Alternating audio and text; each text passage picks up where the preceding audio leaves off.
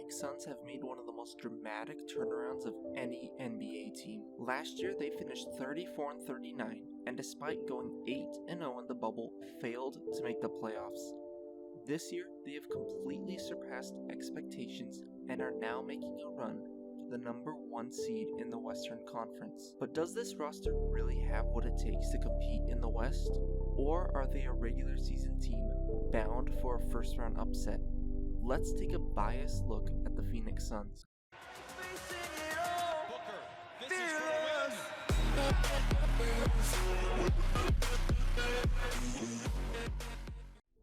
Devin Booker has been the unequivocal leader for Phoenix for the past few seasons, but over half his career, he has been doubted and overshadowed playing on a struggling Phoenix team. Many people calling his stats empty and criticizing his lack of playmaking, defense, and winning. Despite this, Booker has continued to grow as a leader and earned his first All-Star appearance last year. Booker has then continued his steady play into this year, averaging 25, 4, and 4. For the first time in his career, Booker is winning and finding actual success and recognition on the court. While critics may look at his splits and see a decrease, anyone watching the Suns knows that's a different story. Booker's offensive rating is up by 3 and his defensive rating has fell to 110. While neither of these are drastic changes, it is good to see that he's still showing signs of improvement. Ask any Sun fan and they can tell you how Booker has grown as a player, developing great chemistry, especially with Chris Paul and Deandre Ayton. But the biggest improvement Booker has made is on the defensive end. Last year, opponents against Booker made 31.1 shots per game, shooting 47.6% from the field.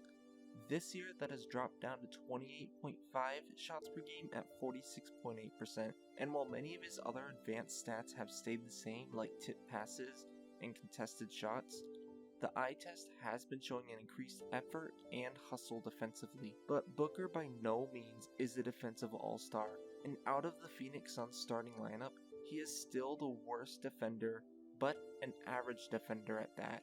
And for a star offensive player who has been a terrible defender his entire career, most people are pretty okay with him being an average defender. But there is also one reason why a lot of Booker's stats are down and have stagnated, and that reason is called Chris Paul. The influence Chris Paul has had on the Suns is dramatic, to say the least.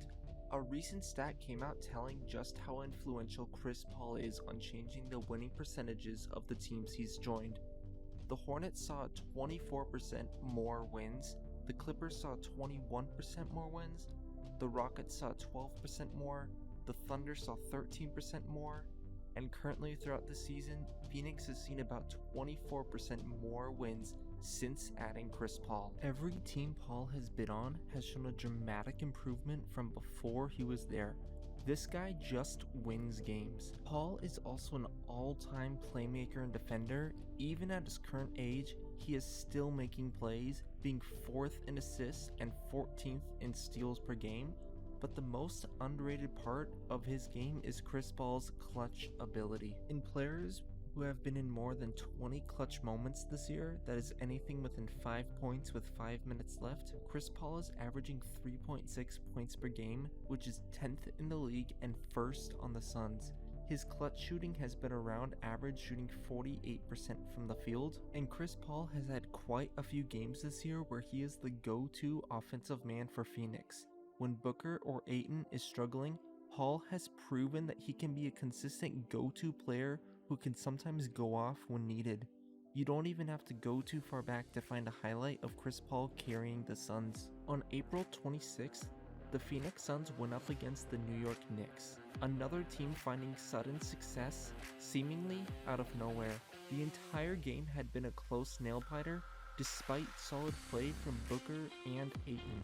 Going into the last 2 minutes of the game, Booker had already had an efficient 33, but it was Chris Paul who came out and won it for the Suns. And even in this game, Chris Paul was kind of struggling, only having 13 points going into the 4th quarter. Chris Paul steps back, he hit a 2-pointer that was basically impossible, then he comes back with 2 more difficult shots, 1 from 2 and 1 from 3, scoring the last 7, and winning the game for Phoenix. He did all of this despite the fact that before going into the last 2 minutes, he wasn't even having that good of a game. And of course, the last and most important aspect of his game is his leadership and basketball IQ. Chris Paul is renowned as one of the smartest basketball players of all time, with an IQ that can match any player or coach in league history. The same can be said for his leadership. As mentioned before, he can turn a team around and establish a winning culture like no one else. Paul doesn't have to light up the scoreboard to show how he is an all-around legendary point guard who, even at this age, is finding his way into the MVP conversation. A good team needs a front court just as dominant as the backcourt. Phoenix might have that in the young center Deandre Ayton. Ayton has been a questionable player though, to say the least. He boasted a strong rookie campaign with 16 points, 10 rebounds, 2 assists, and a block, all while shooting 60% from the field. This put him third in the year in Rookie of the Year voting, and let me tell you, as a Suns fan, I am incredibly happy that we picked Deandre Ayton, as no one else from that class proved to be a dominant Rookie of the Year and certainly did not do anything in their sophomore campaign. I'm definitely not resentful about this either. And then the next year, Ayton did show a bit of regression as he missed the first 25 games due to a PED suspension. And then again, this year his stats are down, averaging 15-10 with an assist and a block per game. Ask any Suns fan and you will find the most polarizing opinions of him because of how consistent he is. Sometimes he can show his true potential battling down low on the boards and matching up against the top centers in the league. He even had a game where he had 27 and 13 against Nikola Jokic, but in that game he also gave up 31 points, so maybe we shouldn't talk about that one. But sometimes Deandre Ayton also plays incredibly soft, acting like he isn't one of the best young centers and one of the most athletic centers in the league. One day he and Chris Paul reimagined Lob City from Los Angeles, and sometimes Dario Saric looks like a better player. But like it or not, Deandre Ayton is going to be a key factor in the Phoenix Suns playoff run. This year is headlined by star big men such as Rudy Gobert, Anthony Davis, Joel Embiid, and Nikola Jokic. For Phoenix to make a serious run, he is going to have to compete and even get the best of these guys. The last consistent starter for Phoenix is Mikal Bridges. Bridges has quietly developed into one of the best 3-and-D players in the league. He is averaging 13, 4, and 2 with a 64% true shooting percentage, best on the Suns and 26th among all players. He is doing this while also playing all NBA caliber defense. He is able to fit into the normal flow of the offense quite well, averaging 75% of his 2s and 99% of his 3s coming off of assists, and nearly half of his shots are from beyond the arc as well. Bridges is also a pretty solid finisher at the rim. He doesn't dunk quite too often, but every once in a while, someone on the Suns finds him off of a cut, or Bridges finds himself open off of a pick and roll. While there isn't too much else to say about Mikal Bridges, I do want to say that he is the kind of guy that every single team wants to have. An outstanding three-point shooter who doesn't get in the way of the flow of the offense, who also plays all caliber defense on the other end of the floor. Phoenix has rotated through a few players at the 4 spot. Right now they have currently been using the newly acquired Torrey Craig. Craig was traded for cash considerations, and for the first time in a long time, Phoenix was not being greedy with their money. Craig came in with an immediate impact, scoring 7 points, 5 rebounds, 1 assist while being a solid hustle defender. He's also shooting 64% true shooting from the field, 14% higher than what he was in Milwaukee. And he has been a complete steal, as all of his points and rebounds have been doubled from when he was playing with Milwaukee. This trade was only for cash considerations, and to quote some guy on Reddit, I don't see cash considerations suiting up for Milwaukee. The other starting forward for Phoenix has been Jay Crowder. Crowder has been averaging 10, 4, and 2 while shooting 56% true shooting. For his entire career, Jay Crowder has been a solid 3-and-D player, and that remains true in Phoenix. Similar to Bridges, Crowder scores majority of his points coming off of catch-and-shoot shots, but he's another guy that every single team in the league wants to have. Phoenix does have one of the more talented benches in the league, led by Cameron Payne and Cam Johnson. Johnson is averaging 10-3-1 with a 58% true shooting percentage and 36% from 3. Cameron Payne has been scoring 7 points, 2 assists, and 3 rebounds with a 57% true shooting percentage, but he has bumped that up to 8.5 after the All-Star break, and as I'm writing this, in his last stretch of the games he's played, a majority of them have been him scoring double digits off the bench. Just watching the Suns, you can notice a difference from when this guy is not playing. Monty Williams is a potential Coach of the Year winner and needs to be given plenty of credit for this team's turnaround. As I write this, the Suns sit with the second best record in the league, tying with the Jazz. The Suns are 7th in offensive rating at 115.4, 5th in defensive rating at 109.3, 5th in team true shooting at 59.3, and actually they are doing all of this with one of the slowest paces in the league. Phoenix is also one of the better passing team, 6th in assists at nearly 27 per game, and turning the ball over less than 13 times per game, which is 6th best in the league. This team has come an incredibly long way from just 2 years ago, before Monty was head coach. The offensive rating was 105.3 with a defensive rating of 114.2, 3rd worst and 2nd worst respectively. Phoenix was also bottom 10 in true shooting at 55%, bottom 10 in assists at under 24 per game, and 3rd worst in turnovers at 15.6. This team has come an incredibly long way in only 2 years through both Monty Williams and Chris Paul. The Suns have quickly and quietly built one of the best teams in the league, but the question is how good can they be in the playoffs? The NBA is a superstar league, and superstars is the one thing that Phoenix lacks. While Devin Booker and Chris Paul have certainly rose through the ranks and become more well-known household names, neither of these guys are scraping within the top 10 or top 15 superstar range. Booker was hardly able to even make the All-Star game. But Phoenix does boast a record of 24-9 against teams who have a record over 500. This is better than the 76ers, better than the Lakers, tied with the Nets, and better with the Jazz. So while they lack the star power that many of the other teams have, they've proven that they can win games as a team and that they can compete with teams with superstars. The biggest issue this team faces is with consistency.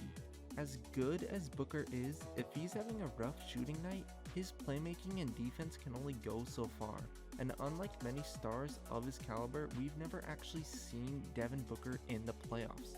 So we are not quite as sure if he's the kind of guy who elevates or disappears in clutch time. The closest metric we have is the bubble, where Booker played what was at the time the 8 most important games of his career, and then he averaged 30, 5, and 6 while shooting 50% from the field. While this is a small sample size, this is some evidence that Booker might be able to raise his game for the playoffs. Chris Paul will be a definite game changer for Phoenix.